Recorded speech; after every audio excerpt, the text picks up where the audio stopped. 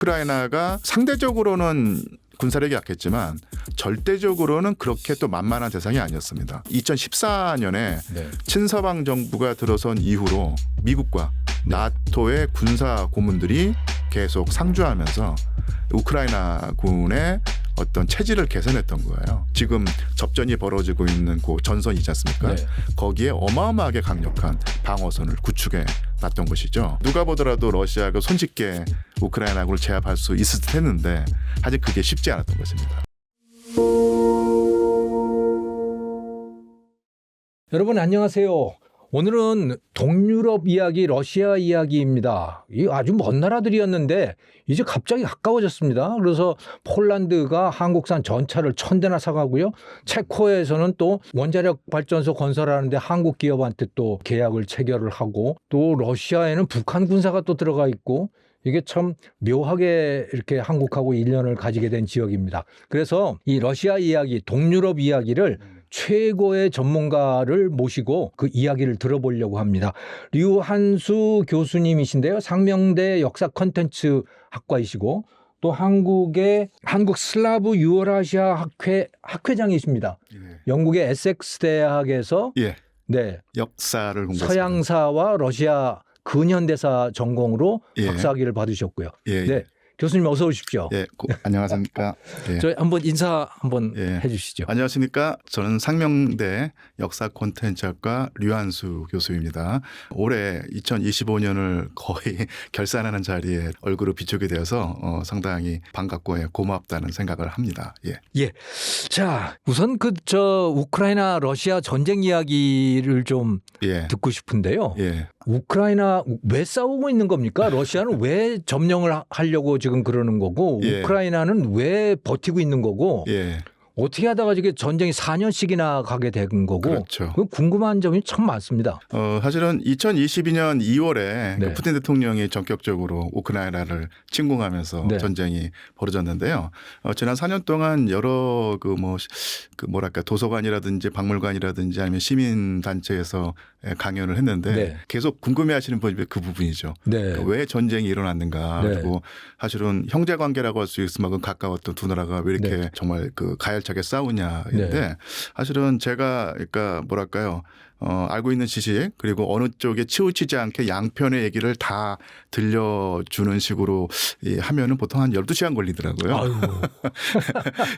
그만큼 이게 10분에 끝내셔야 얽히고 설킨 전쟁인데 가장 간단히 설명드리면 전쟁 초기에는 사실 우리나라에서 이 푸틴이 너무 땅 욕심이 많아서 그다음에 또 쉽게 말하면 어떤 병에 걸리거나 아니면 나이가 들어서 판단력이 흐려져 가지고 전쟁을 일으켰다. 그러니까 이런 식으로 어떤 너무 단순하게 설명하든지 아니면 선과 악. 그러니까 러시아는 악이고 그러니까 우크라이나는 그 악에게 어떤 고통받는 선이다라는 식으로 설명하는 경우가 많이 있었는데 특히 우리나라 언론에서요. 사실은 그렇게 단순한 전쟁이 아닙니다. 한마디로 말씀드리자면요. 그러니까 좀 연배가 있으신 분들은 기억하실 이름일 텐데 브레진스키라고 하는 분이 있었죠. 냉전 시대 때 미국의 책사라는 말을 들을 만큼 미국의 대외 정세를 이렇게 좌지우지하셨던 분인데, 그러니까 이분이 그 거대한 체스판이라고 하는 책을 사실은 이 세기전환기에 썼죠. 거기에 어떤 말이 있냐면요. 우크라이나는 그 유라시아 대륙의 핵심적인 축이 되고 있다라고 하면서, 그렇기 때문에 우크라이나 없이는 러시아는 제국이 될 수 없다, 이런 말을 했습니다. 거기서 말하는 제국이란 것은 강대국을 넘어서서 어떤 특정한 지역에서 어떤 사회적인 이해관계를 자기 마음대로 할 수 있는 그런 그런 여러 국가를 포괄하는 국가인 거죠. 그렇죠. 그럴 텐데 다시 말하면 우크라이나가 러시아에게 사라진다면 러시아는 그저 그런 고만고만한 국가로 된다는 얘기고요. 달리 말하면 또 그 말을 또 재해석하면은 어떤 세력이 그러니까 이 전지구적인 어떤 헤게모니를 패권을 행사하려는 국가, 말하자면 미국이 될 수 있겠죠. 미국의 입장에서는 우크라이나만 러시아에서 떼어내면 러시아를 완전히 주저앉힐 수 있다. 미국에게 대드는 국가가 아니라 미국에게 꼼짝 못하는 어떤 그런 약한 나라로 만들 수 있다는 생각을 하게 되겠죠. 우크라이나가 그렇게 중요한 자리를 차지하고 있는 겁니까? 그러니까 우크라이나를 가지고 있는 러시아는 미국이 함부로 할 수 없는 나라가 아니지만, 달리 말해서 우크라이나를 러시아에게 떼어내면은 그야말로 이제 러시아는 유럽을 구성하고 있는 고만고만한 국가의 하나로 전락할 수 있다는 얘기입니다. 자원 때문에 그런가요? 자원도 그렇고 어떤 지정학적인 어떤 위치 때문에도 그렇다는 위치가 얘기죠. 그렇다고요? 예. 그래서 정말로 많은 이해관계가 얽혀 있는 곳인데 사실은 그래서 1991년에 소비에트 연방이 해체되고 네. 러시아 연방으로 이제 출발을 했는데 네.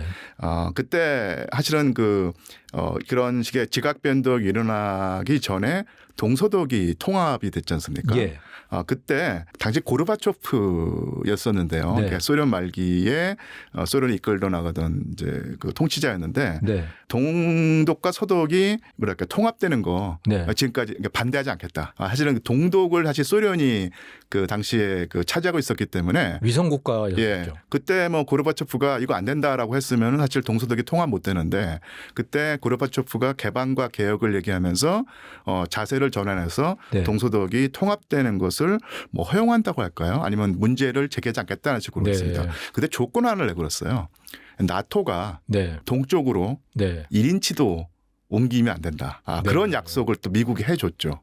그러니까 그랬군요. 그래서 나토가 사실은 더 이상 동쪽으로 확장하지 않는다면 소련도 아니면 그 후속 국가인 러시아 연방도 크게 문제 삼지 않겠다고 했는데 사실 아시겠지만 1991년부터 최근까지 계속 단계적으로 나토가 동쪽으로 확장을 해왔습니다. 폴란드, 스웨덴, 핀란드까지 나토. 그러니까 뭐 폴란드라든지 헝가리, 뭐 루마니아 이런 나라가 1990년대 중반에 가입을 했고요. 네. 그리고 계속해서 여러 나라가 이제 특히 이제 발트해 3국 같은 네. 나라가 나토에 가입을 하면서 그러니까 러시아와 적대하는 대치하는 관계가 됐었죠.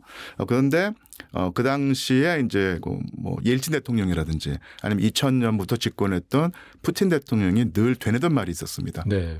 뭐 폴란드라든지 헝가리 이런 나라들이 주권 국가이기 때문에 나토에 가입한다 안 한다는 것은 그 나라의 문제니까 자기가 문제 삼지 않는다. 또 문제 삼을 수도 없다라는 말을 했는데 단 두 나라만 건드리지 말라고 했어요. 그 두 나라가 바로 벨라루스하고 우크라이나였습니다. 네. 그러니까 여기까지 나토가 넘어오게 되면은 사실은 이게 러시아의 국가 안보에 사활적인 위협이 되기 때문에 더 이상은 이제 가만히 있지 않겠다는 식의 계속 신호를 보내왔거든요.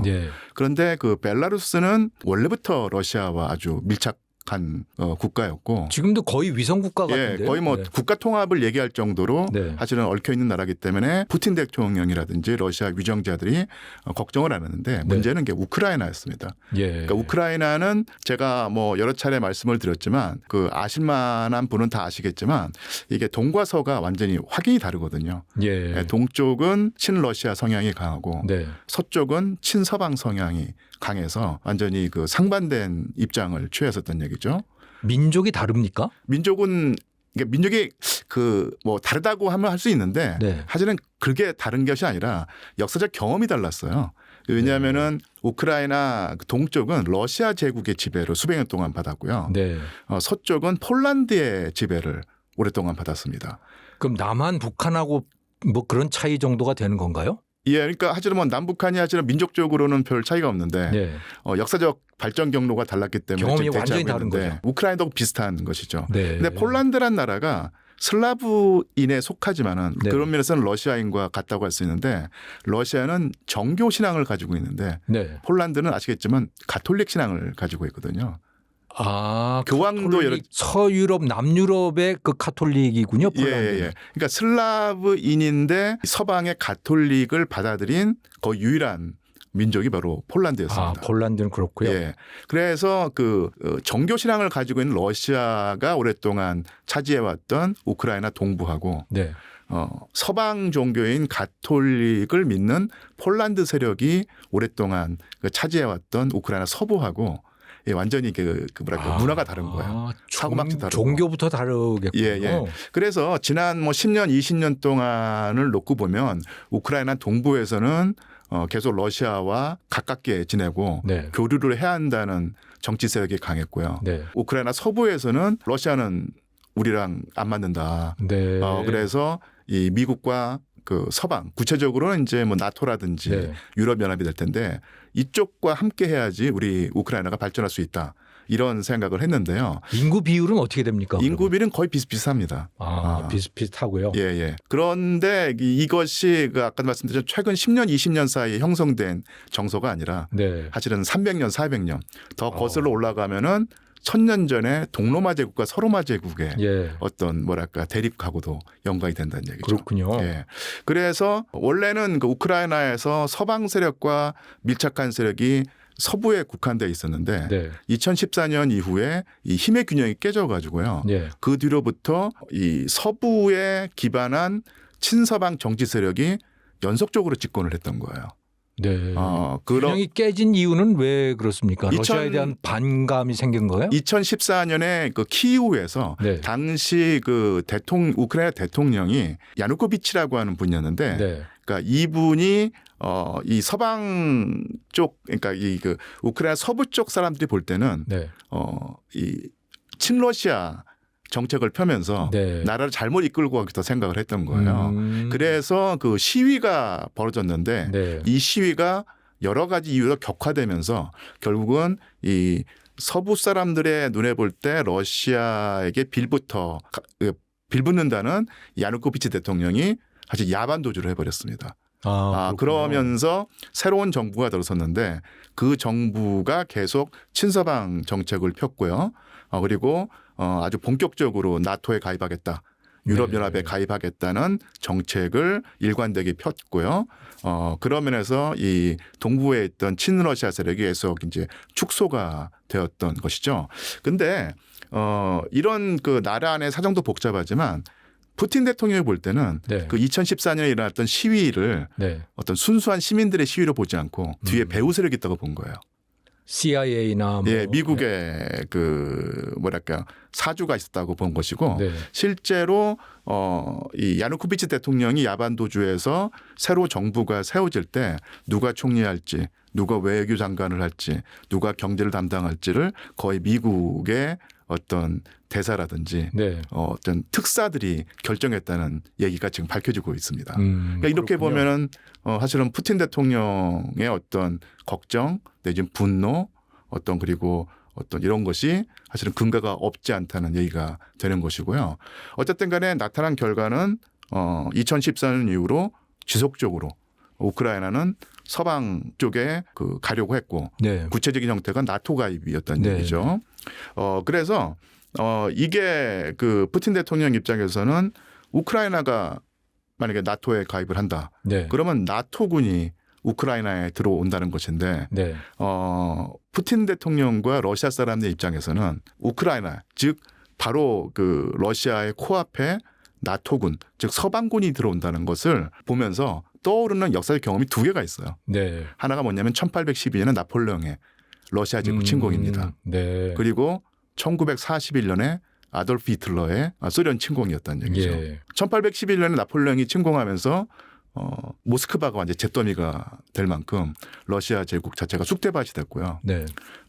1941년부터 1945년 동안 나치 독일과 소비에트 연방이 전쟁을 했는데 소비에트 연방이 그때 당했던 인명 피해 규모가 3천만 명입니다.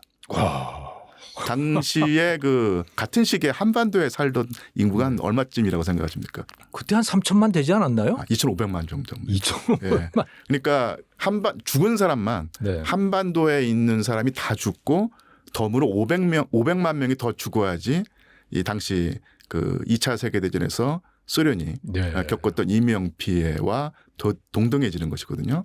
거기다가 그럼 한 3분의 1이 죽었다는 얘기인가요?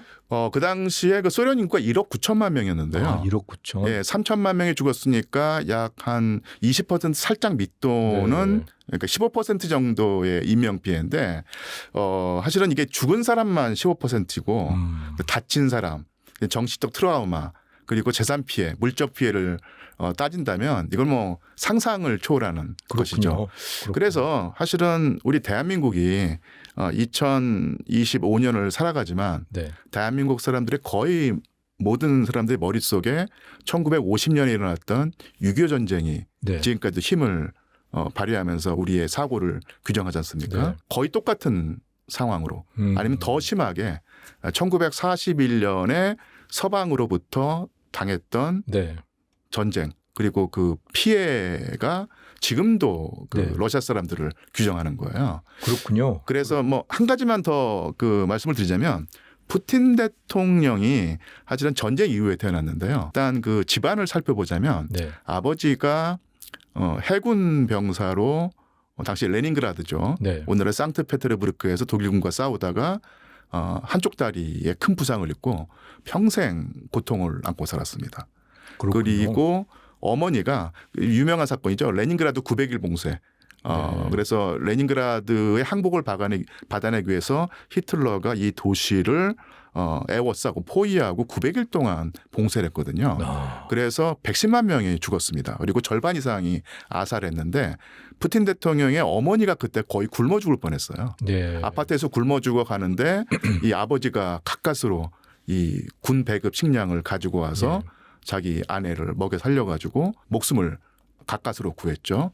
그리고 푸틴 대통령이 보지 못했지만 푸틴 대통령의 형이 사실은 먼저 태어나 있었는데 이때 900일 봉쇄 때 못 먹고 굶주려 가지고 병으로 죽었고요. 그리고 외삼촌과 외할머니가 독일군 손에 죽었습니다.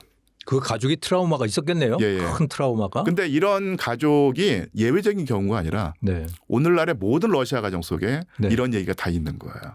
그렇군요. 예. 그렇게 그러니까 우크라이나를 침공한 거에 대해서 러시아는 국민적인 합의가 있었던 거네요. 그렇죠. 그러니까 네. 뭐 물론 거기 그 러시아 안에도 다양한 스펙트럼의 견해가 있겠지만 네. 적어도 가장 많은 부분은 우리 러시아는 네. 서방으로부터 부당한 침공을 당해왔고 네. 부당한 침공을 당할 때마다 어마어마한 그 상상하기도 끔찍한 어떤 그런 피해를 입었다. 예. 근데 그런 사례가 19세기에 있었고 20세기에 있었는데 21세기에도 있을 수 있다. 네.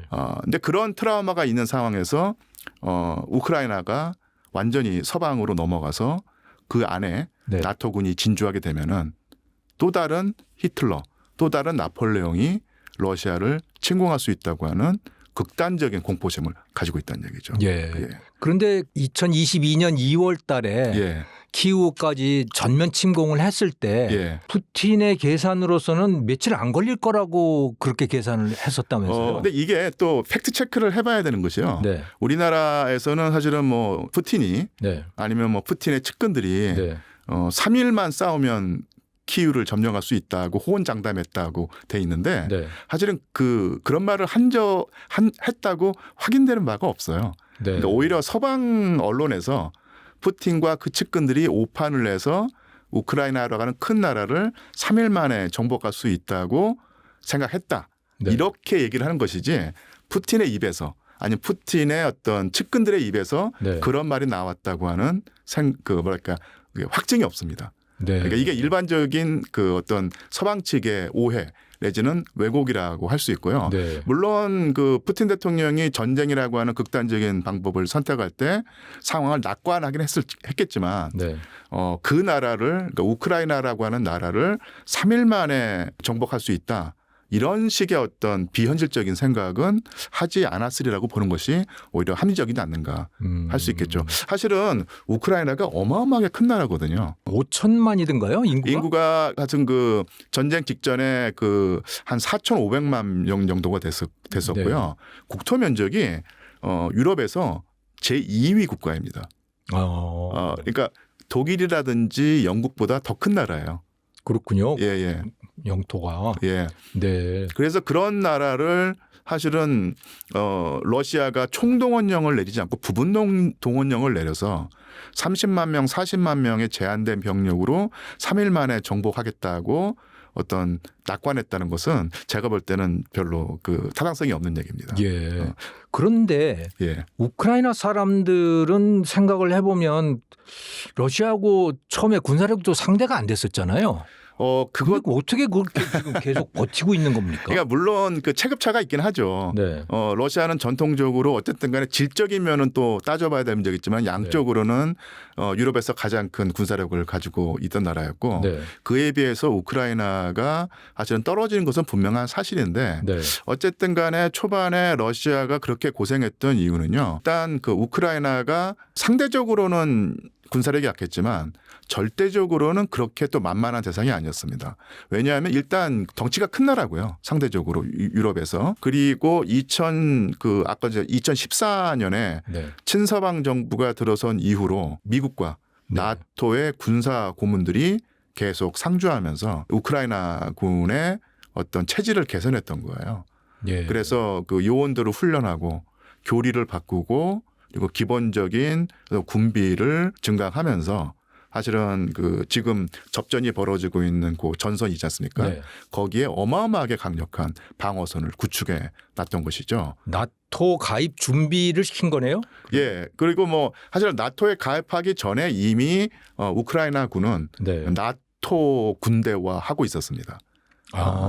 이미 이전에 시작이 됐었군요. 예. 나토화가. 그리고 2014년에 그 사실은 그 친서방 정부가 들어서면서 네. 사실은 그 지금 뭐 우리가 흔히 돈바스라고 부르는 지역이 도네츠크라든지 루안스크 예. 이 주에 있는 러시아계 주민들하고 네. 우크라이나 정부하고 내전을 벌이고 있었어요. 네. 2014년 이후에 2022년까지. 예. 그러면서 지금 치열하게 전투가 벌어지는 그 선이 네. 사실은 당시부터 요새화되었다는 얘기입니다.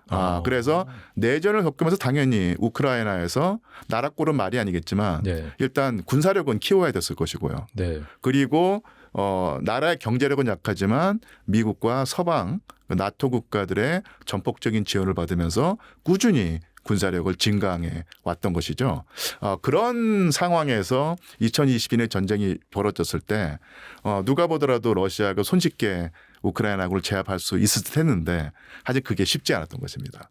예. 아무리 쉽지 않아도 그렇게 4년씩이나 간다는 건 도대체 납득을 할 수가 없는데 체급 차이가 워낙 나서. 예, 그래서 사실은 이 전쟁을 우크라이나라고 하는 나라와 러시아라는 나라의 전쟁 내지는 동유럽에 국한된 전쟁으로 보시면 안 되고요. 그야말로 전지구적인 차원의 전쟁. 즉 미국이 주도하는 서방이라고 하는 진영과 러시아라고 하는 예전보다 소련 시절보다 훨씬 축소되긴 했지만 어쨌든 간에 만만치 않은 지역 강자로 자리매김되고 있는 러시아라고 하는 진영이 맞부딪혔다고 할 수 있죠. 그래서 우크라이나라고 하는 나라 하나로서는 사실 러시아를 감당하지 못했겠지만 그 뒤에는 미국이 있었고 그다음에 나토가 있었기 때문에 이 전쟁이 쉽사리 끝나지 않으리란 것은 충분히 상상할 수 있는 일이었고요. 사실 2022년에 저를 비롯한 그 러시아 뭐 역사학자 아니면 그 정치학자 이런 분들한테 전쟁이 일어났냐고 물어보면 다 안 일어난다고 봤습니다. 근데 그 사람들을 다 바보로 만들었죠. 푸틴 대통령이. 그래서 이제 그 뭐랄까요. 역사학자나 정치학자들이 사실은 오판을 했는데 그 다음에 한 판단은 맞았습니다. 어떤 판단을 했냐면요. 전쟁이 일어났으니 이 전쟁이 쉽사리 끝나진 않을 것이다. 몇 해를 갈 수 있다. 이렇게 봤었는데 그 판단은 옳았던 것이죠. 근데 트럼프 대통령은 이 전쟁을 어떻게든 끝내려고 계속 압박을 가하는 것 같은데 지금 그게 효과가 있을 것 같습니까? 끝날 것 같습니까? 사실은 제가 그 주위에 있는 미국사 전공자들한테 정말 심도 있게 물어보고 싶은데 이 그 트럼프 대통령이 사실은 야생마? 아니면 매브릭 같은 성향이 있죠. 그러니까 미국의 어떤 그 일관된 어떤 그 사실 미국이 양당제 국가로 민주당과 공화당이 이 내정에서는 계속 치고받고 싸우지만 사실은 이 외정이라고 할까요? 국제사회에서는 사실은 민주당과 공화당을 구분할 수 없을 정도로 일관된 그러니까 세계 경찰 국가, 경찰 국가로서의 어떤 면모를 과시해 왔고 미국의 이념을 수출하고 그리고 미국의 어떤 이념에 따르지 않는 국가를 응징한다고 하는 일관된 노선을 취해 왔죠. 그런데 난데없이 트럼프 대통령이 나타나서 이걸 완전히 뒤바꾸고 있습니다. 그래서 이것이 일시적인 현상인지 아니면은 20세기가 끝나고 21세기 들어와서 미국의 위상이 달라지면서 어떤 근본적인 변화가 일어나고 이 근본적인 변화의 한 반영이 트럼프인지 한번 따지고 봐야 될 텐데 어쨌든 간에 그 트럼프는 민주당의 전통적인 노선하고도 완전히 다르고요. 자기가 속한 공화당의 노선하고도 사뭇 결이 다릅니다. 그러니까요. 저 공화당의 띵크탱크라고 할 수 있는 헤리티지 재단에 거기 전문 연구원들이 또 따로 나와서 예. 별도의 또 싱크탱크로 가고 예. 그래서 그 안에서도 상당히 노선 차이가 있는 것 같아요. 그리고 뭐 아시겠지만 뭐 그 조지 W 부시라든지 이런 식으로 그 공화당 전직 대통령도 네. 사실 그 푸틴 대통령을 상당히 뭐랄까 비판하고 트럼프 대통령이. 트럼프 대통령을 비판하고 네. 그리고 전통적인 보수적인 노선 그리고 공화당의 골수 당원들조차도 아주 트럼프를 비판하는. 그러니까 레이건 스타일의 외교하고는 완전히 다른 방식으로 지금 가고 있는 것 같은데. 그래서 사실 뭐 저기 다시 질문으로 돌아가서 네. 트럼프 대통령은 이렇게 생각하는 것 같아요. 네. 비즈니스맨이고요. 나쁘게 말하면 장사꾼이지 않습니까? 예.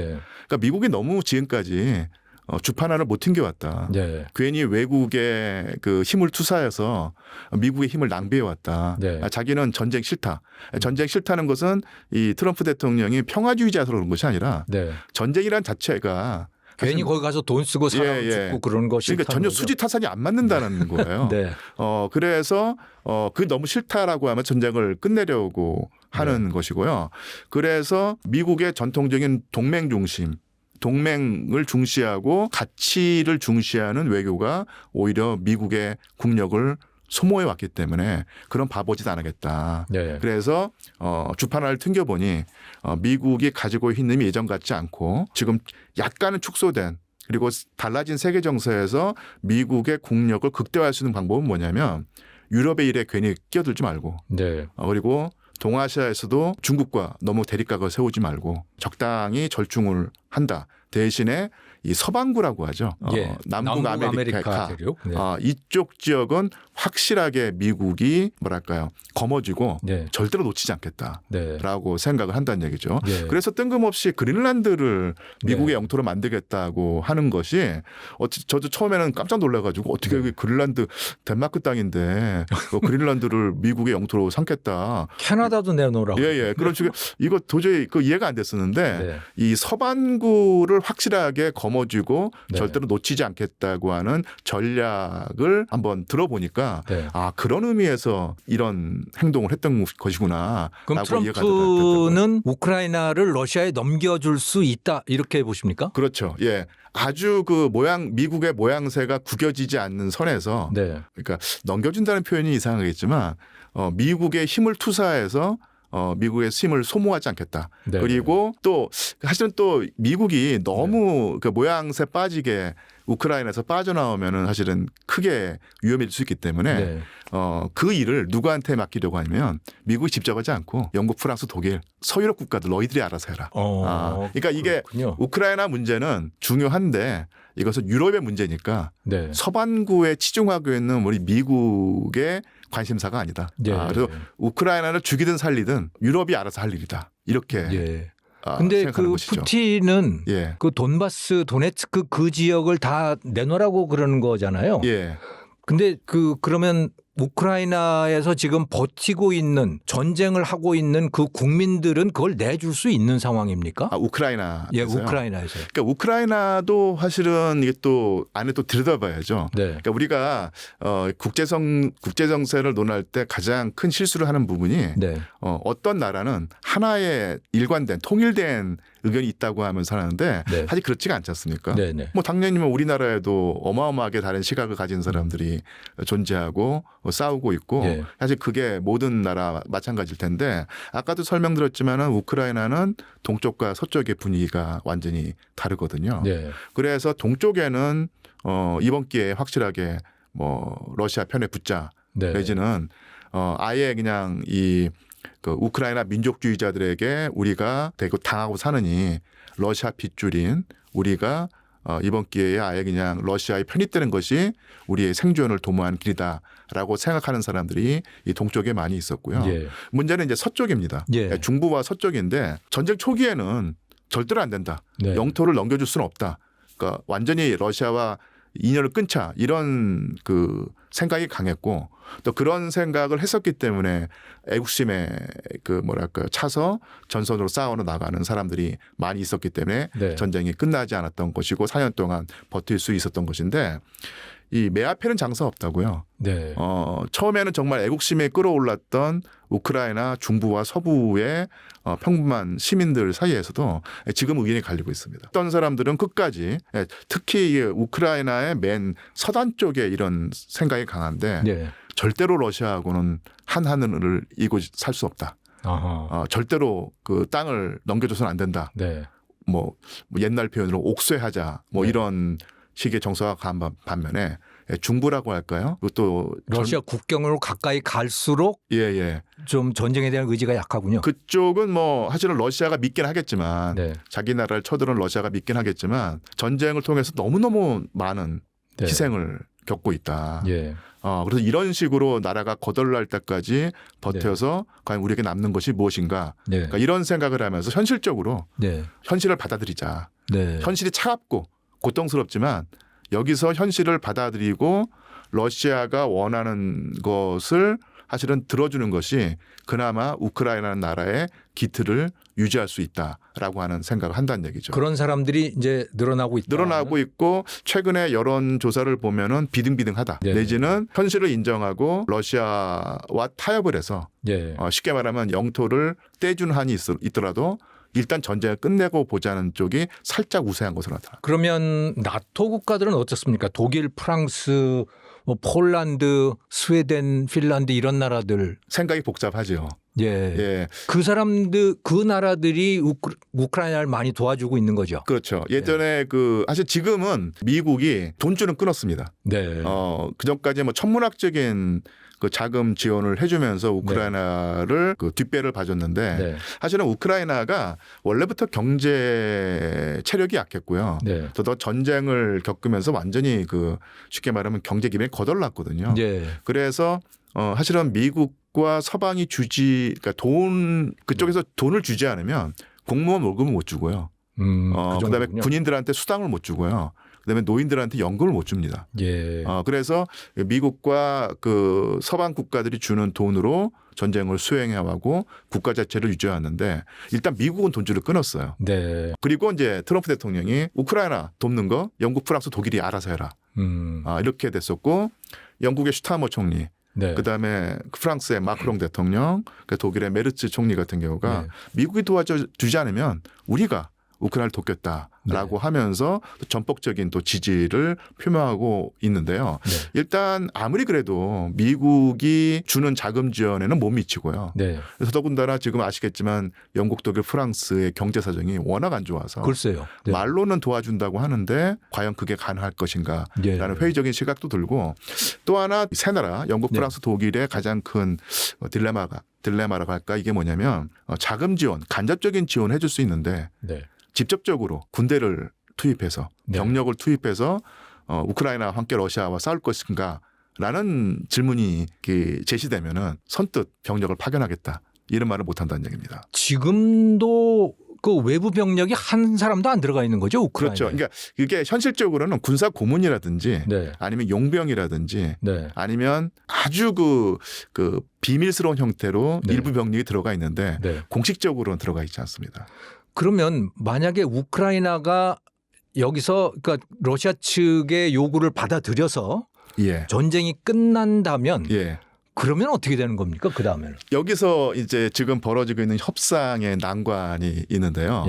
만약에 그 젤렌스키 대통령이라든지 아니면 그 젤렌스키 대통령을 보유하고 있는 지금 현 정치 세력이 발상의 전환을 한다고 해야 될까요? 아니면 현실을 인정하고 영토를 떼주고 전쟁을 끝낸다라고 했을 때 쉽게 말하면 젤렌스키 대통령이 후위를 도모하려면 아니 최소한 생물학적인 그 생명을 유지하려고 하면요 뭔가 하나를 받아내야 됩니다.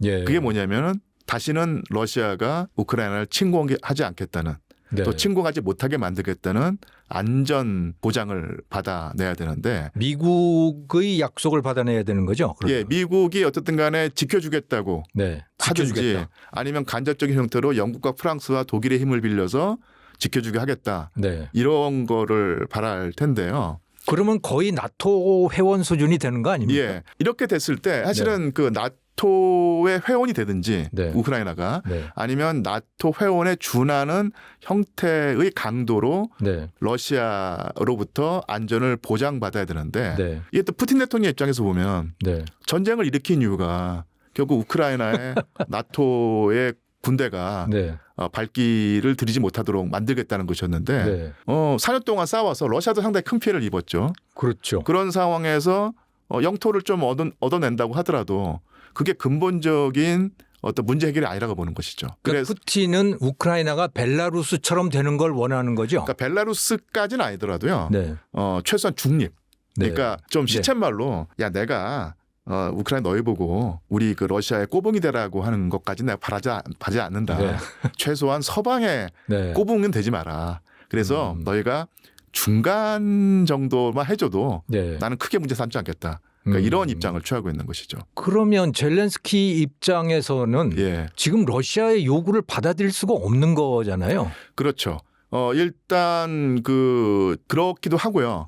아까도 말씀드렸지만은 정말 차가운 현실을 인정하고 러시아의 요구 조건을 들어준다고 했을 때 뭐랄까요? 우크라이나에 있는 강경 민족주의 세력이라고 할까요?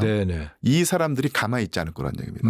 그래서 사실은 민족의 배반자라고 하면서 젤렌스키 대통령을 제거할 가능성도 없지 않거든요. 젤렌스키 대통령이 유대계이죠? 예, 그 유대인 피가 섞여 있습니다. 사실은 여기도 참 그 복잡다단한 일이 있는데요. 이게 뭐냐면 이게 그 푸틴 대통령이 2022년에 우크라이나 침공했고, 근데 모든 정치가가 다 그렇지만 내가 힘세니까 너 괴롭힐 거야 이러면서 전쟁을 일으키지 않죠. 명분이 있겠죠. 명분을 내세우는데 그 가장 중요한 명분이 뭐냐면 우크라이나에 네오나치가 있다. 2차 세계대전 때 우크라이나에서 나치 독일에게 부역해서 힘을 떨치던 그런 무리가 있는데 그런 무리가 잠복해 있다가 1991년에 우크라이나 독립국가가 되면서 머리를 쳐들었다는 거예요. 그리고 이 네오나치 세력이 우크라이나인과 러시아인의 사이를 이간질하면서 서방으로 붙으려고 한다. 그리고 우크라이나 동부에 살고 있는 러시아계 시민들을 부당하게 탄압하고 심지어는 죽이기까지 했다. 이들을 제거하겠다고 하면서 전쟁을 일으킨 것이거든요. 그런데 이 네오나치 세력이 볼 때 젤렌스키 대통령이 아까 그 유대인이지 않습니까? 그러면서 네오나치를 척결하겠다고 푸틴이 그 전쟁을 일으켰을 때 푸틴 대통령과 당시 우크라이나 정부가 어떤 식으로 반박을 했냐면요. 말이 안 된다. 내가 유대인이다. 내가 유대인인데 나치즘, 파시즘 성향을 가지고 있는 사람들이 만약에 우크라이나에 있다면 나를 대통령으로 만들었겠는가 이렇게 반박을 했던 거예요. 근데 그게 상당히 많이 먹혔는데요. 또 한 번의 반전이 있습니다.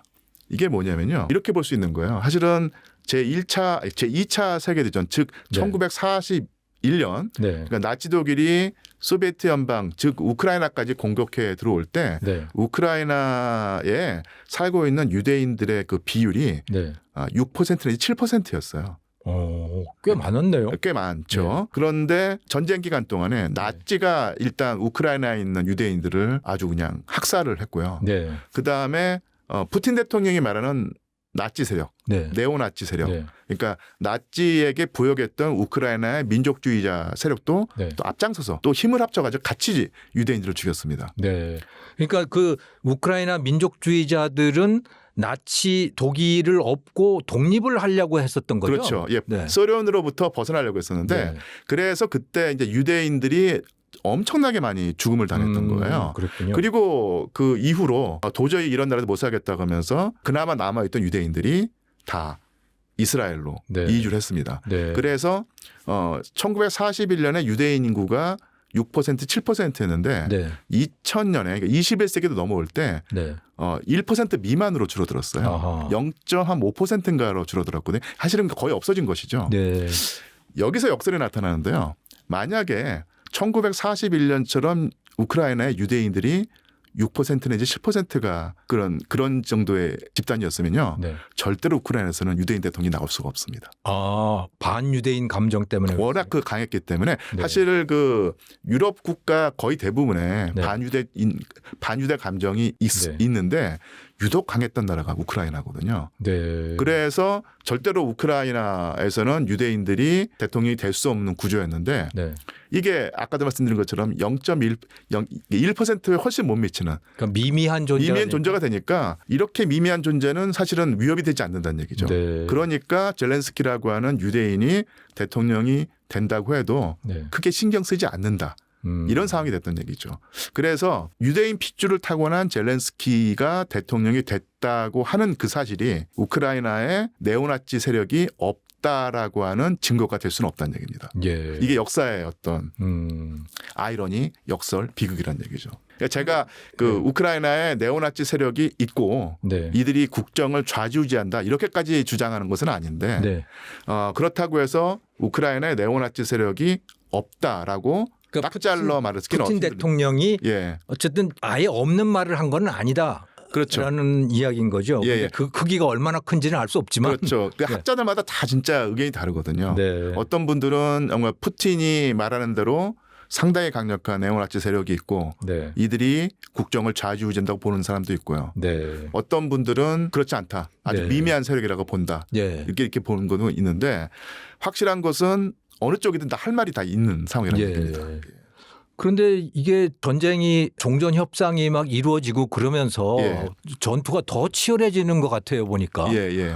그래서 러시아는 아예 민간인들 우크라이나의 민간인들까지 공격을 하는 것 같고 예. 또 우크라이나는 이제 러시아 본토를 가서 공격을 하더라고요. 정유시설이라든가 뭐 발전소라든가 이런데. 맞습니다. 예. 그리고 최근에는 또 보니까 수중 드론을 가지고 잠수함을 또 뭐 폭격을 했다고 그러고 예. 이게 지금 전쟁이 끝날 기미가 있는 겁니까? 참 네. 사실은 제가 뭐 군사 전문가가 아니라서 네. 그리고 또 뭐 전쟁 상황에서 어느 쪽도 진실을 밝히지 않기 때문에 네. 정말로 그 사정이 어떤가를 쏙쏙스레 알 수는 없는데 저는 이렇게 판단합니다. 뭐 이런 말도 있다는 정도로 알아주시면 될 듯한데요. 당연히 푸틴 대통령은요 지금 자기가 승기를 잡았다고 생각을 하기 때문에 지금 상황에서 만약에 휴전을 한다?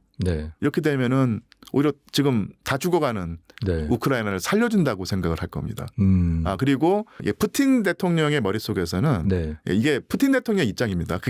그게 뭐 맞다는 얘기가 아니라 그 전에 몇 번 서방과 교섭을 하면서 양보를 했는데 그때마다 뒤통수를 맞았다. 휴전이라든지 절충을 해달라고 해서 해줄 때마다 사실은 이 우크라이나나 서방은 검은 속내를 가지고 있었고 그 잠시 휴지기를 타서 전력을 강화하고 아니면 상황을 바꿔서 또다시 러시아를 공격했다고 생각을 하는 거예요. 근데 서방 측에서는 또 반대로 생각하잖아요. 그렇죠. 제가 아까 말씀드렸죠. 이게 푸틴 대통령의 입장에서 그렇게 된다는 얘기입니다. 서로 그렇게 생각을 하는군요. 계속 뭐 젤렌스키라든지 서방의 여러 권력자들은 푸틴 대통령이 약속을 어겼고 믿을 수 없는 사람이라고 계속 말을 하지만 그것은 이제 이쪽의 얘기일 뿐이고 푸틴 대통령 입장에서는 민스크 협정이라든지 2022년 5월, 6월에 실제 자기가 키이우를 점령할 수 있었는데 우크라이나 쪽에서 평화 협상을 요구해 와서 그 협상을 그러니까 진행하려는 생각 때문에 키이우에서 병력을 물렸다. 이렇게 생각을 하거든요. 또 그렇게 생각을 하는군요. 예. 사실은 죄송합니다. 제 전공이 그 20세기라서 계속 입에 붙었는데 2022년 2월에 전쟁이 일어나고 4월인가 5월인가에 튀르키예에서 우크라이나 측 대표와 러시아 측 대표가 사실 평화 협상을 진행 중에 있었어요. 그래서 사실은 우크라이나가 중립국화된다는 전제하에 러시아가 병력을 빼겠다라는 식으로 논의가 진행 중에 있었거든요. 그때 그 우크라이나 측에서 한 얘기가 뭐냐면 러시아 측에 이 협상이 진행되고 있는데 이 협상에 진실이라고 진정성이 있다는 것을 보여달라고 한 거예요. 러시아에게. 그게 뭐냐면 지금 당신들이 우리 수도를 지금 위협하고 있는데 이걸 철수해라. 그러면 당신들의 말을 믿어주겠다라고 해가지고 러시아군이 사실은 우크라이나 그 수도인 키이우까지 사실은 발을 디뎌놨다가 전격적으로 그 철수했다는 것이 바로 러시아의 주장입니다. 그러니까 우리나라에서는 뭐 이렇게 러시아군이 오합지졸이 돼서 네. 택도 없이 진격을 했다가 된통 얻어맞고 철수했다는 식으로 알려져 있지만 그렇죠. 저 탱크들 다 깨지고 뭐 그런 사진들도 많이 나오고 그래서 저도 그렇게 생각하고 있었는데 그게 사실이 좀 상당히 복잡합니다. 그러니까 제가 거듭 말씀드리지만 이게 러시아 입장에서 그렇다는 얘기고요. 협상의 결과일 수도 있다는 거예요. 그렇게 보는 사람들도 적지 않게 있습니다. 네. 근데 중요한 것은 뭐냐면 그런 식으로 푸틴 대통령 입장에서는 협상에 임하고 휴전을 논의할 때마다 계속 당했다고 생각을 한 거예요. 네. 이번도 그러지 말라는 보장이 없지 않다. 네. 만약에 지금 러시아가 아주 그 맹렬한 기세로 전선에서 공격을 해가지고 상당한 성과를 얻고 있는데 또 한 번 젤렌스키나 우크라이나 아니 서방의 그 말을 듣고 휴전을 했다. 그러면은 우크라이나군이 거의 저기 쉽게 말하면 옛날 권투로 표현하자면요. 네. 완전 우크라이나 다리가 풀려 있습니다. 그래서 한 방만 더 치면은 쓰러뜨릴 수 있을 것 같은데 선수가 잠시 쉬자 이렇게 했을 때 그 말을 듣고 쉬었다가는 다리가 풀린 우크라이나가 다시 힘을 얻어서 그래서 서방 국가의 지원을 얻어서 또 이 군사력을 추스린 다음에 또 공격을 하든지 아니면 방어를 강화하게 되면 이 전쟁이 푸틴이 생각했던 것보다 훨씬 더 길어질 수 있다는 얘기죠. 이런 생각을 하고 있다는 푸틴의 입장이라는 것입니다. 거고요. 그래서 사실은 푸틴은 휴전하고 싶은 생각이 별로 없는 겁니다. 네. 그리고 젤렌스키 같은 경우는 휴전을 하는 것이 급선무고 네. 이렇게 되는 것이고요. 미국 같은 경우는 입장이 미묘하죠. 그러니까 일단 빠지는 걸 원하는 거고. 트럼프 대통령 같은 경우는 아까도 말씀드렸지만 그리고 예상하셨겠지만은 우크라이나에 별 어떤 뭐랄까 애착이 별로 없거든요. 네. 하지만 이 전쟁은 사실은 자기가 아니라 바이든이라고 하는 그러니까 트럼프 대통령이 볼 때 거의 그 나이가 먹고 치매 증상이 와서 정상적인 판단을 못 내리는 저 바이든 늙은이가 잘못 일으킨 전쟁이다. 그 뒷수습을 내가 하고 있다라는 식으로 생각하고 있거든요.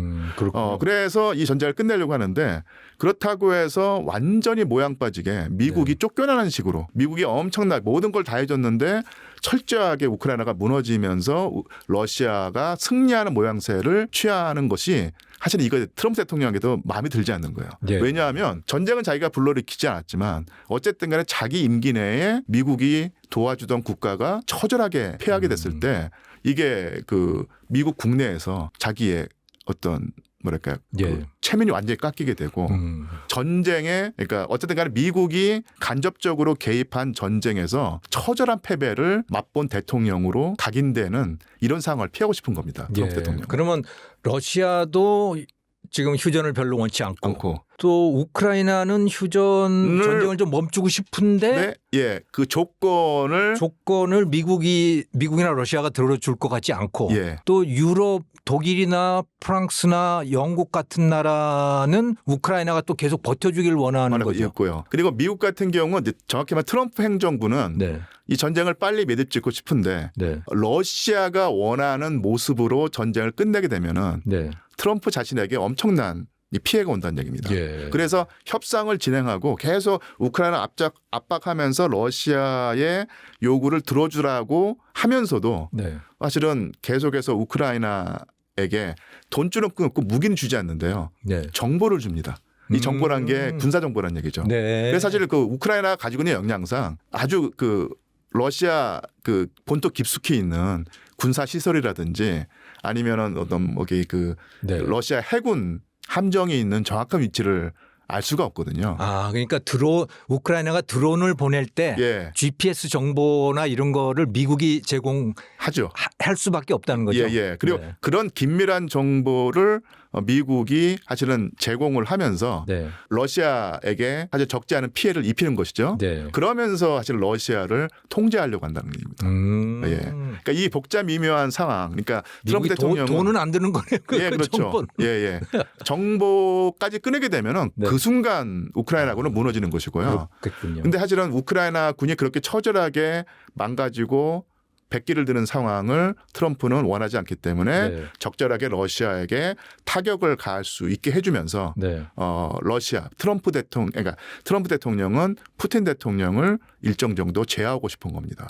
그렇기 때문에 계속 그러니까 전반적으로 전황은 러시아에게 유리하고 네. 러시아군이 우크라이나를 압박하고 있는 모양새인데 네. 중간중간에 계속해서 러시아 본토에서 어떤 큰 피해를 입었다. 네. 그리고 뭐 상당히 고가의 어떤 뭐 함정이라든지 네. 지금 잠수함마저도 피해를 입었다. 우크라이나군에게 했을 때 이것은 분명히 우크라이나의 자체 역량이 아니라 미국이 제공하는 정보로 그런 성과를 올린다는 얘기죠. 네. 예, 이렇게 보시면 그렇게 됩니다. 볼 수 있겠군요. 예.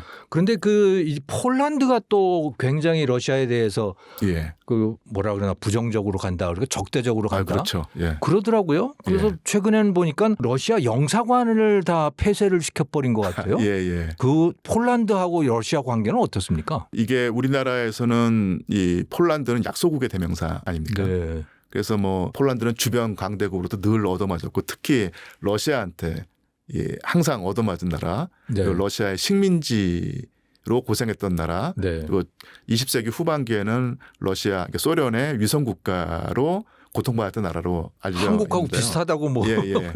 그런데 이 300년 정도로 거슬러 올라가면요, 네. 폴란드가 적어도 동유럽에서는요 네. 일진 국가였습니다. 그렇습니까? 예, 가장 강력한 기병대를 가지고 있었고요. 네. 주변 국가로 아주 그냥 진리기던 강력한 국가였어요. 그 중세 시대인가요? 예, 중세와 이 근대 초. 네. 라고 할 수 있습니다. 그래서 그때까지는 정말로 유럽, 특히 동유럽에서는 엄청난 강국이었고요. 그러니까 말 타고 싸우던 시절인가요? 예, 맞습니다. 창과 예. 말. 그랬군요. 그래서 뭐 이른바 군사사 좋아하시는 분들은 많이 들어보셨겠지만 폴란드의 윙드 후사르, 그러니까 이게 아주 그 전투력이 뛰어난 기마 부대는요 어마어마한 전투력을 지녔었거든요.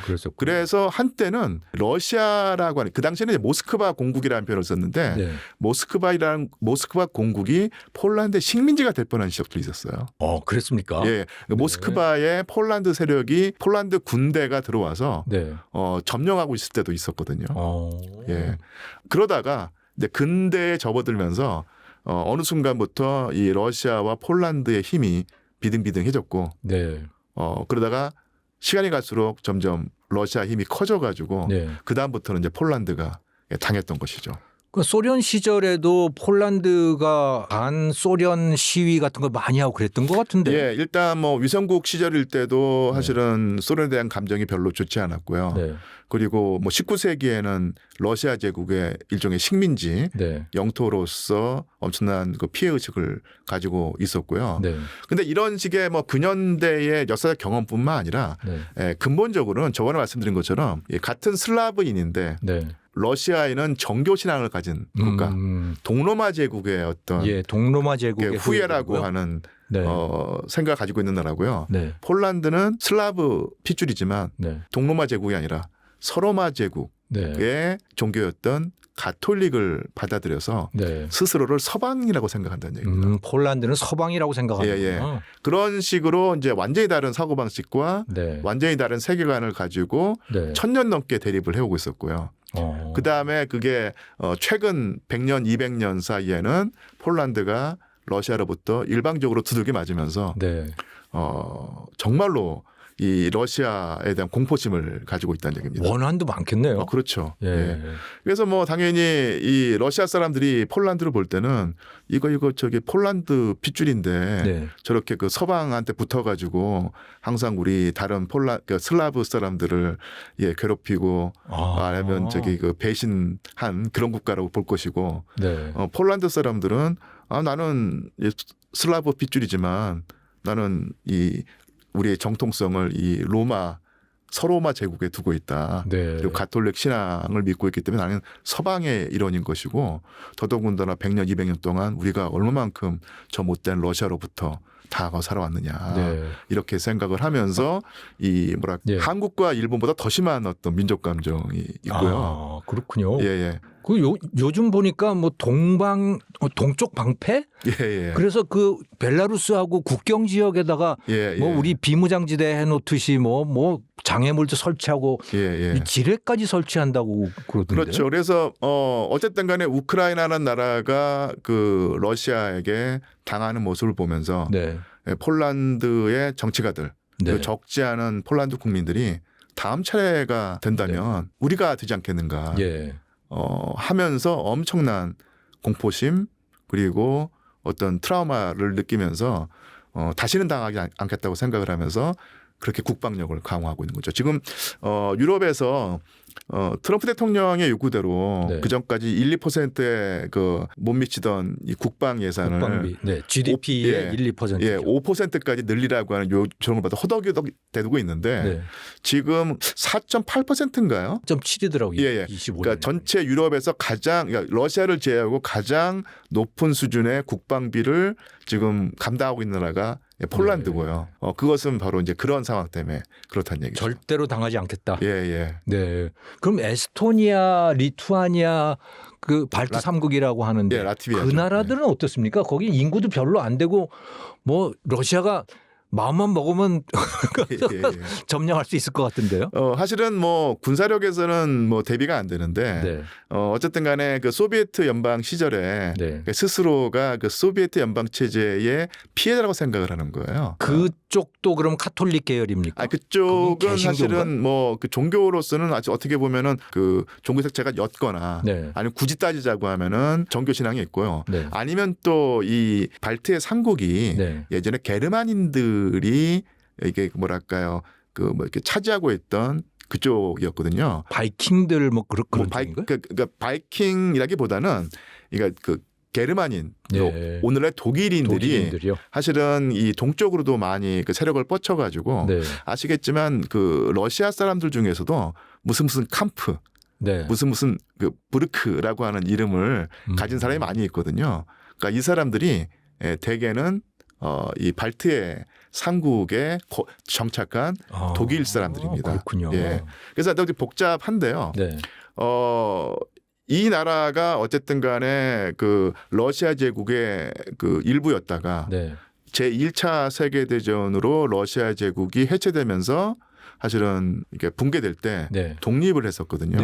그러다가 1940년에 다시 소비에트 연방의 그 영역 안에 들어가는데 왜 소비에트 연방에 그렇게 그 원한을 가지고 있냐면 여러 가지 요인이 있겠죠. 하나가 뭐냐면요. 당시 그 소비에트 시절에 모스크바의 위정자들이 이 소련이라는 나라가 한 나라니까요. 균형 발전을 위해서 잘 사는 데에서 돈을 뽑아내서 못 사는 쪽에 이제 쏟아부은 겁니다. 재분배를 했군요. 그게 뭐냐면 소련 체제에서 못 사는 지역은 중앙아시아였고요. 잘 사는 쪽은 이 발트의 삼국이었거든요. 그래서 그 발트의 삼국 사람들이 볼 때 소비에트 체제가 싫은 거예요. 싫은 이유가 아니 그 우리가 번 돈 우리가 쓰면 훨씬 잘 살 수 있는데 왜 저기 멀리 떨어진 우리나라와는 상관없는 저 중앙아시아의 스탄공화국들에 그 돈을 쏟아붓느냐라고 하면서 소비에트 시절에 가장 소비에트 체제에 불만이 많았던 지역이 바로 그 발트 삼국입니다. 모스크바의 위정자들은 이 소비에트 체제의 균형 발전을 위해서 그런 정책을 편 것인데 이게 사실은 70년 동안 유지될 때 이게 이 발트 삼국한테는 원한이 쌓였던 것이죠. 그 사람들은 뺏기는 거였겠네요. 그래서 사실은 뭐 오늘날 이탈리아에서도 이 남쪽은 아주 경제 수준이 떨어지고 북쪽은 이게 상당히 높죠. 그래서 아예 그냥 북쪽에 뭐 이쪽 사람들은 그냥 우리 그 남쪽 사람들한테 돈 퍼다 줄 필요 없이 그냥 따로 딴 차린 차리자 뭐 이런 정서가 있는데 그런 비슷한 정서가 바로 이 발트 삼국이 있었던 것입니다. 그렇게 쌓이고 쌓여가지고 지금 러시아를 소련의 어떤 연장선상에 있는 국가로 보는 것이고 푸틴 대통령을 스탈린의 연장으로 보는 것이고 그래서 적어도 이 지금 현재의 발트 삼국의 집권 세력은 이 러시아에게 상당히 그 비우호적이고 심지어는 적대적인 모습을 보이고 있는 것이죠. 그러면 만약에 푸틴 러시아가 발트 3국 작은 나라들을 예. 침략해서 들어간다면 예. 거기 나토 회원국들이죠. 그렇습니다. 그러면 예. 나토 헌장에 의해서 다른 나라들이 같이 전쟁에 참여를 해줘야 할 텐데 예. 그렇게 할까요? 아유, 그건 제가 볼 때는 뭐 사실은 학자마다 의견이 다르고 네. 어떤 분들은 러시아란 나라가 원래 호전적이고 팽창주의적이다라고 네. 보는 분이 있고 네. 그렇게 된다면은 다음 차례는 이 발트의 3국일 것이다라고 네. 보는 분도 있고 아니면 조금 더 다른 의견이라고 하는 것은 그렇게 러시아를 팽창적인 국가로 보지 않더라도 네. 어쨌든 간에 우크라이나 침공하는 정책을 폈을 때 이게 관성이라는 게 있어가지고 네.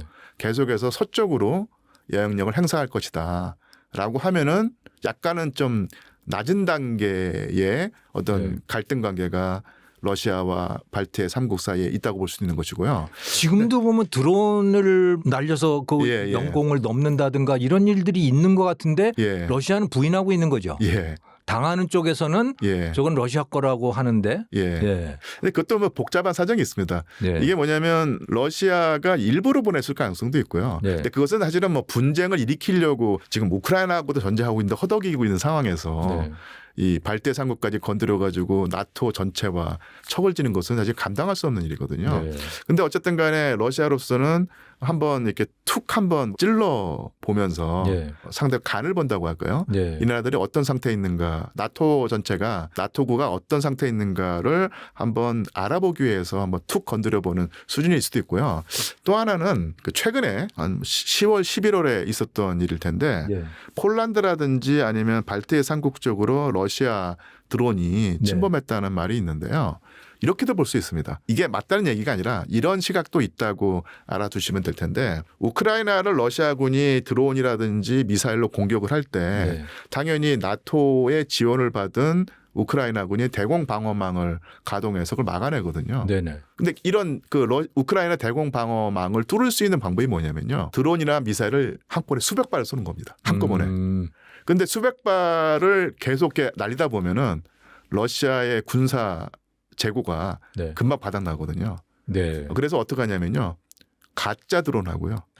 진짜 드론을 섞어서 날려보냅니다. 네. 그래서 그러니까 정교한. 헷갈리게 예. 상대방의 요격 미사일들을 이제 그렇게 소진시키는 거군요. 그래서 수천만 원짜리 드론이 있을 것이고 네. 자, 수십만 원짜리 드론이 있을 텐데 수십만 원짜리 드론을 날리는 이유는 상대방을 타격하려는 것이 아니에요. 네. 이게 사실 거기에는 정교한 항법 장치라든지 네. 폭약이 없습니다. 그냥 비행만 하는 겁니다. 네.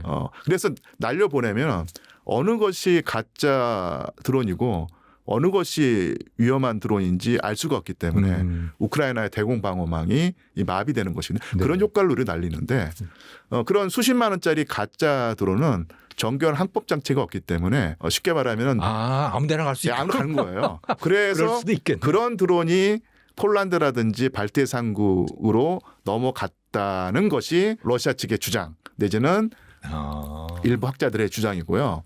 그 설득력 있네요, 그것도. 근데 거기다가 또 하나는 사실은 이 드론이 폴란드라든지 발트해 3국의 영역을 침공한 것은 이번 그때뿐만이 아니라 사실은 2025년보다는 2024년에 더 많았어요. 빈도수가. 근데 그때는 나토 내지는 폴란드라든지 발트해 3국이 문제 삼지 않다가 내부 사정에 의해서 그걸 이제 문제 삼기 시작한 거죠. 그러니까 올해 10월, 11월부터. 왜냐하면 일단 나토 국가들의 내부 사정이 너무 안 좋고요. 그런데 그런 상황에서도 어쨌든 간에 우크라이나는 계속 지원을 해야 되고 거기에 대한 국민들의 반발이 상당히 심하지 않습니까? 당연히 독일, 영국, 프랑스 아니면 뭐 폴란드도 그렇고 아니면 이쪽 사람들 서민들은 아니 지금 당장 내가 지금 춥고 배고픈데 저 우크라이나 왜 도와주느냐. 그럴 돈 있으면 나한테 수당도 주고 복지 혜택도 늘려달라 이렇게 생각을 하겠죠. 그렇게 그래서 됐을 이제 때 국민들한테 경각심을 주기 위해서 그걸 문제시하기 시작했다. 문제시했다 볼 수 있는 것이고 근데 근본적으로 러시아에 대한 불신감이 있겠지만 왜 하필 2025년 10월 11월에 그런 강력한 대응이 있었는가. 이것은 내부 사정이기도 하다는 얘기입니다. 근데 폴란드 같은 경우는 이 철도가 파괴됐나 봐요. 그 일종의 뭐 테러 같은 그런 거라고 폴란드는 주장하는데 러시아는 또 아니라고 그러는 거죠. 예. 이게 참 이게 복잡합니다. 그게. 네. 이게 사실은 그 전쟁의 가장 큰 첫 번째 희생자는 진실이라는 말이 있는데 어느 쪽이 했는가 안 했는가는 정말로 알 수 없고요. 사실 좀 기억을 그 거슬러 돌이키면은 아시겠지만 노르트 스트림인가요? 네네. 독일의 가스 파이프요. 그게 해중 파이프가 폭파됐을 때 이게 누구 소용이냐를 놓고 계속 러시아를 탓했었는데 지금 알고 보니까 미국의 지원을 받은 우크라이나의 특수부대가 했다. 이런 식의 얘기가 되니까요. 제가 그래서 뭐 러시아가 부당한 오해를 받아서 억울하다 뭐 이것을 변해주려는 것이 아니라 어떤 사건이 일어났을 때 다양한 어떤 입장이 있고 어떤 입장이 맞다고 단정적으로 말하기에는 정말로 이 변수가 많다는 얘기고요. 조금 더 시간을 두고 판단해야 될 문제라는 것입니다. 시간이 많이 됐는데요. 한 가지만 더 이제 여쭤보고 마무리를 하고 싶습니다. 이제 전쟁이 끝나고 나면 전후 복구 사업이 시작이 될 텐데 우크라이나도 전후 복구 수요가 엄청나고 러시아 역시 마찬가지일 텐데 한국 건설 회사라든가 또 한국 제조 기업에 대한 비즈니스 기회도 굉장히 많을 것 같아요. 근데 양쪽에 다 할 수 있습니까? 사실은 제가 또 경제 전문가가 아니고 현물 경제를 잘 몰라서 뭐 아주 속 시원한 답변을 못 드릴 텐데 큰 기대는 그러니까 자잘한 어떤 수익은 올릴 수 있을 듯한데 그러니까 우리 국민이 바라는 어떤 그 대박 수익은 좀 어려울 듯합니다. 그러니까 왜냐하면 일단 러시아의 어떤 그 재건 비용은 러시아가 스스로 담당하려고 하든지 아니면 지금 러시아와 우호 관계가 있는 국가의 어떤 힘을 빌리려고 할 것이고요. 중국이 제일 관계가 깊죠. 중국도 그럴 수 있고 아마 단순 노무 노동력은 북한을 이용할 겁니다. 실제로 그 쿠르스크 지역에 투입되었던 북한의 공병 부대가 지금 러시아가 차지하고 있는 돈바스나 루안스크 이쪽 지역에 투입되고 있다는 얘기 아니면은 북한의 값싼 노동력이 거기에 투입돼서 건설이라든지 공장이 투입되고 있다는 얘기가 들리고요. 우크라이나 같은 경우는 쉽게 말하면 시쳇말로 미국이 찜이나 났던 얘기죠. 그러니까 이게 그 바이든 대통령 때 무기대여법이라는 법안을 통해서 무기와 전쟁 물자와 금액을 우크라이나에 지원을 해줬거든요. 이 무기대여법이라고 하면은 제 2차 세계대전 때 프랭클린 루스벨트 대통령이 영국과 중국과 소련을 도우면서 그걸로 도왔죠. 무기대여법을 통해서 주었습니다. 근데 그게 무기대여법이란 것이 무상원조가 아니라 일종의 외상이거든요. 나중에 갚아야 됩니다. 그래서 사실은 전후에 그러니까 전쟁 동안에 천문학적인 미국의 어떤 물자와 금액이 영국에 들어갔고요. 그다음에 영국보다는 훨씬 못 미치지만 어쨌든 간에 또 큰 돈이 소련에게 들어갔죠. 영국은 전후에 돈 변제하다가 완전히 미국의 경제가 종속돼 버렸고요. 소련 같은 경우는 사실은 소련 띄어먹었을 것 같은데요? 아닙니다. 아닙니까? 그걸 갚았어요? 사실은 이렇게 얘기했죠. 2차 세계대전 때 우리는 피를 흘려가지고 독일을 막아냈고 미국 너희는 돈을 내고 막아냈지 않느냐. 그러니까 일정 정도 감안을 해줘가 탕감을 해주든지 아니면 축소를 해줄 것이 했는데 결국 미국이 계속 요구를 해가지고요.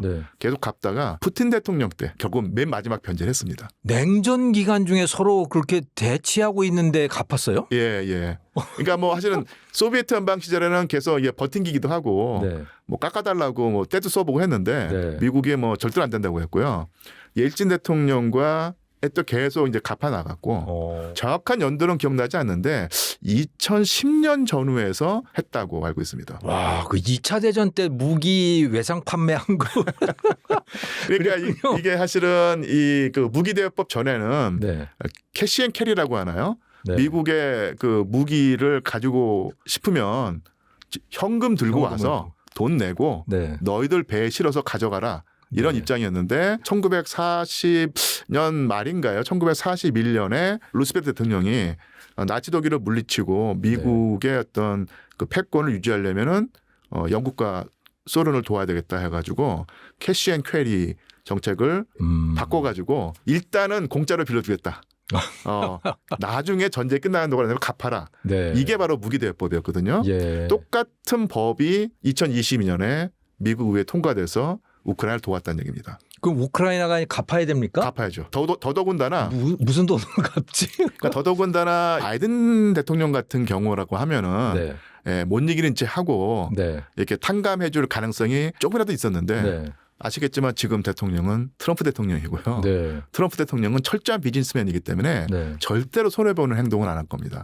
네. 그래서 마지막 한 푼까지 받아낼 텐데요.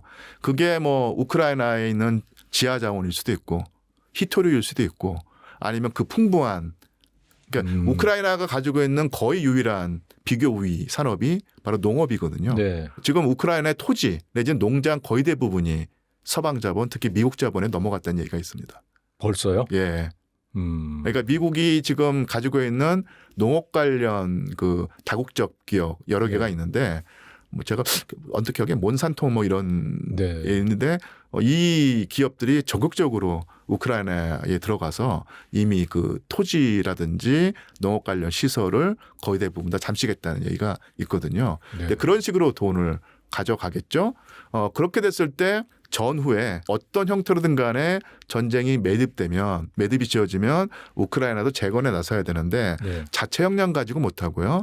외국의 자본을 빌려야 되는데 그 대부분이 미국일 것이고요.